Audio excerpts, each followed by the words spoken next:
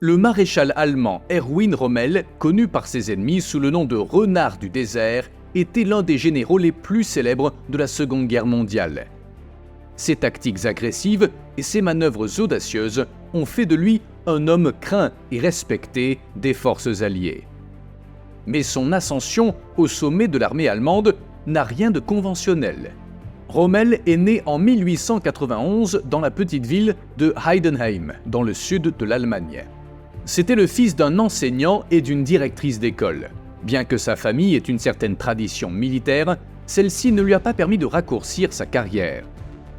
Il a néanmoins pu entrer à l'école royale des élèves officiers de Danzig à l'âge de 18 ans. Erwin Rommel était déjà lieutenant lorsque la Première Guerre mondiale a éclaté. Dans ce conflit, il a fait preuve de courage et d'audace en commandant ses subordonnés. Lors des conflits sur le front français, il a été blessé à plusieurs reprises. Dans l'une de ses actions, il a attaqué et vaincu seul 3 soldats français, à l'aide de sa baïonnette.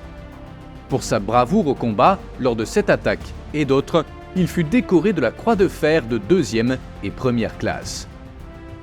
Lorsqu'il fut envoyé sur le front roumain, Rommel rencontra des batailles différentes de la guerre sur le front occidental. À l'Est, il mit en place de nouvelles tactiques, conférant une grande mobilité aux troupes d'infanterie, permettant des attaques plus agiles et audacieuses qui surprennent les adversaires.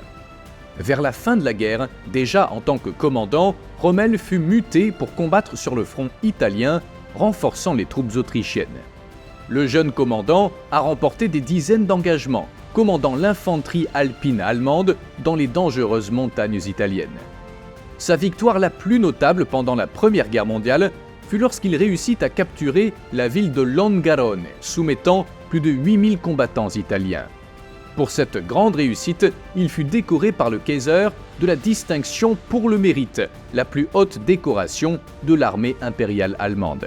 Cette récompense n'était accordée qu'aux hommes qui avaient accompli des exploits exceptionnels pendant la guerre, parmi lesquels Manfred von Richthofen, le Baron Rouge.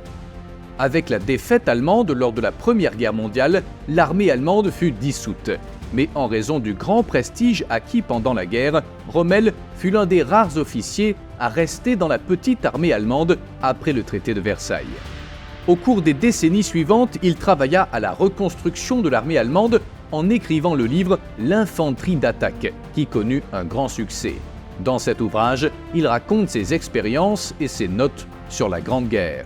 Le livre reçut un grand accueil dans les cercles militaires favorables au nazisme, atteignant les mains d'Hitler, qui décida de nommer Rommel responsable de sa garde personnelle.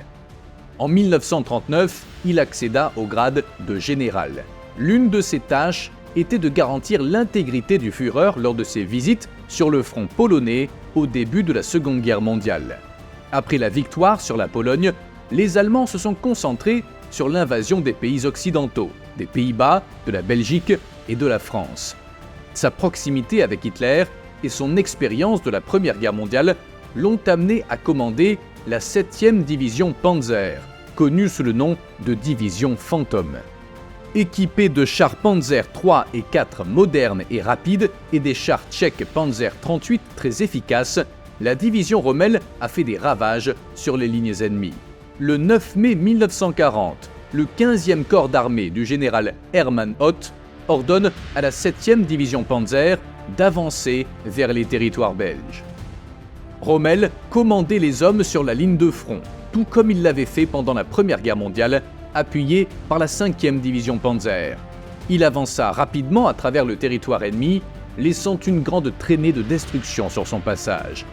Appliquant efficacement la stratégie de la Blitzkrieg, la division Rommel semait le chaos dans les lignes ennemies, avançant beaucoup plus vite que prévu. Rommel trouva la section étendue de la ligne Maginot, la grande fortification française qui protégeait leurs frontières. Bien qu'elles ne soient pas aussi fortement protégées que leur section principale, ces fortifications constituaient une menace sérieuse pour les précieux chars allemands. Le commandant de la 4e armée, le général Günther von Kluge, ordonna d'arrêter l'avancée de Rommel. Mais avec la permission de son supérieur immédiat, Rommel exécuta une attaque contre la ligne Maginot et perça la défense. il avança avec ses hommes en territoire français. Rommel s'enfonça de nombreux kilomètres en territoire ennemi, surprenant des milliers de soldats français non préparés parce qu'ils pensaient être protégés par la ligne Maginot. En raison de cette avancée, le haut commandement allemand n'avait aucune idée de l'endroit où se trouvait la division Rommel. La disparition d'une division entière des cartes de bataille stratégiques a donné naissance au surnom de division fantôme. D'autres généraux étaient furieux des actions imprudentes de Rommel, qui auraient pu mettre la vie de milliers de soldats allemands en danger. Ils exigeaient qu'il soit traduit en cour martiale. Mais tout le chaos causé par Rommel et la 7e division Panzer provoquait un gigantesque désordre sur le théâtre de guerre occidental. Ces actions contribuèrent certainement à affaiblir les avant-gardes ennemies, facilitant l'avancée de ses camarades et épargnant la vie de milliers de combattants allemands. Ces actions en Belgique et en France valurent à Rommel la croix de chevalier de la Croix de Fer, la plus haute décoration du Troisième Reich. Mais l'avancée de Rommel ne s'est pas déroulée en toute impunité. Une contre-attaque du corps expéditionnaire blindé britannique menaçait de couper les divisions Panzer. Rommel stoppa l'attaque des impénétrables chars britanniques Matilda II en utilisant une tactique ingénieuse. Les chars blindés allemands de cette époque n'avaient pas le calibre nécessaire pour percer le blindage des chars lourds britanniques. Rommel prépara donc une défense avec des batteries anti-chars dont l'objectif était de cibler les chars légers Matilda I, tandis que les redoutables batteries anti-aériennes Flak 88 étaient pointées vers l'horizon, tirant sur les chars lourds britanniques. Cette stratégie avait déjà été utilisée avec succès pendant la guerre civile espagnole. Les puissants canons allemands de 88 mm incendièrent et détruisirent une grande partie des chars britanniques, les obligeant à battre en retraite. Dans les jours suivants, les troupes alliées et françaises combattant dans le nord furent encerclées à Dunkerque et miraculeusement évacuées vers l'Angleterre. Rommel s'avança jusqu'au port lointain de Cherbourg en Normandie, capturant des milliers de prisonniers en cours de route.